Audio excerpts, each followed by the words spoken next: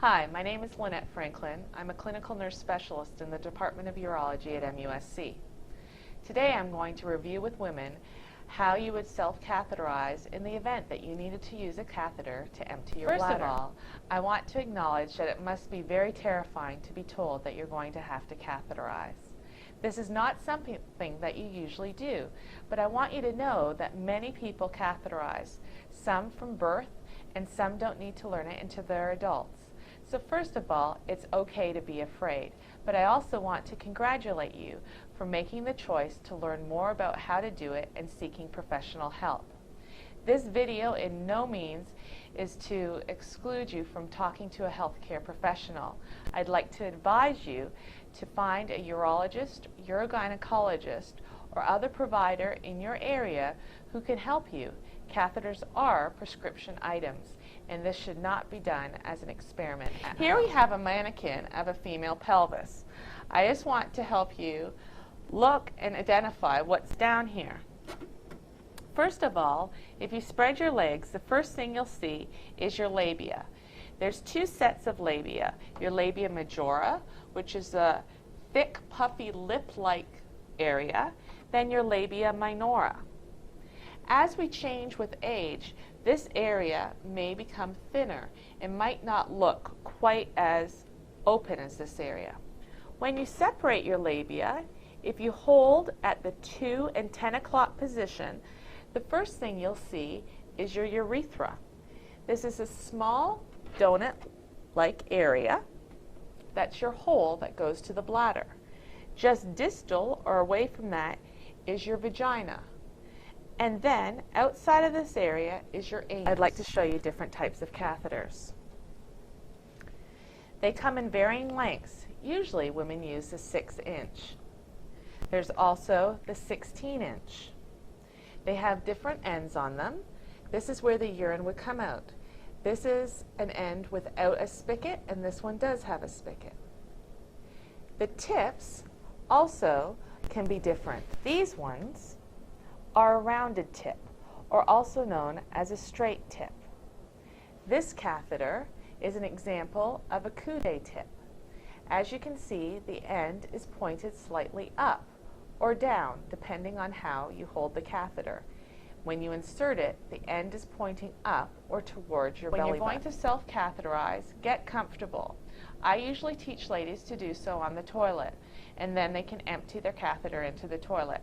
You might also want to try lying on the bed with one leg over the side of the bed, or if you're in a wheelchair, lifting one leg up and supporting it on the arm so that you have full access to your perineum. Always wash your hands with soap and water prior to doing a catheterization. You also want to wash your perineum or your down below with soap and water. Some people use baby wipes.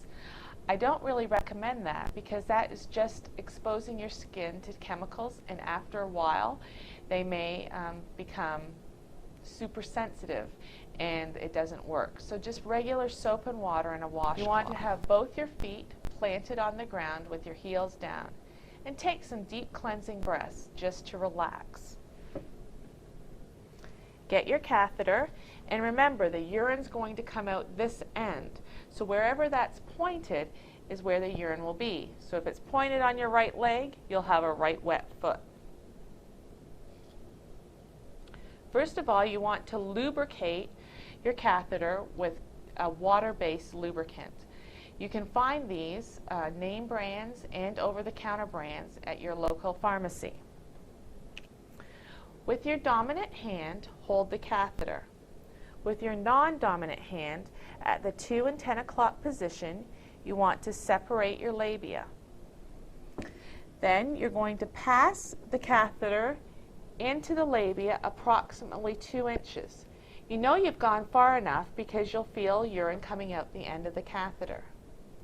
Now, I looked, but if it's you as a patient, what you can do is place your hand to hold your labia open, feel for your vagina, and then move up.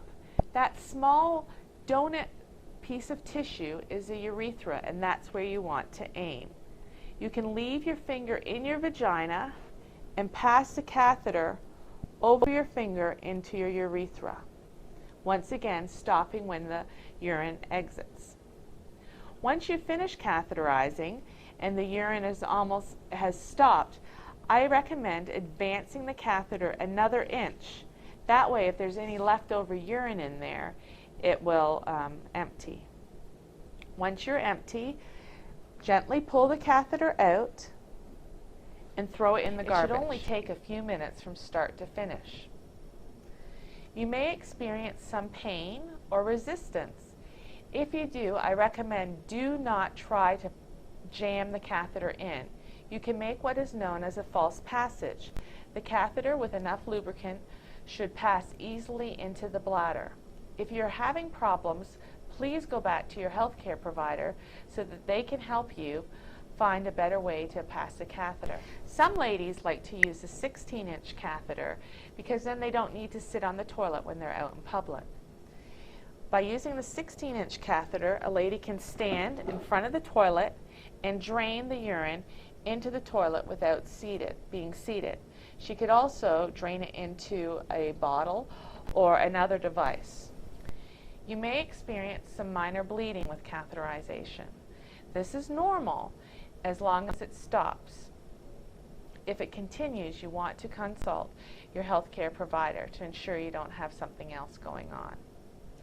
Once you start catheterizing, you will always be colonized for bacteria.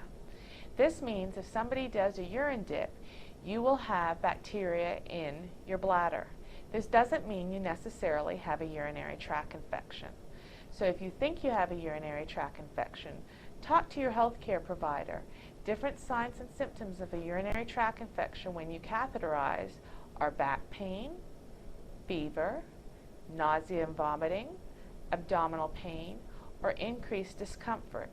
These are signs that you don't want to avoid, but contact your healthcare provider.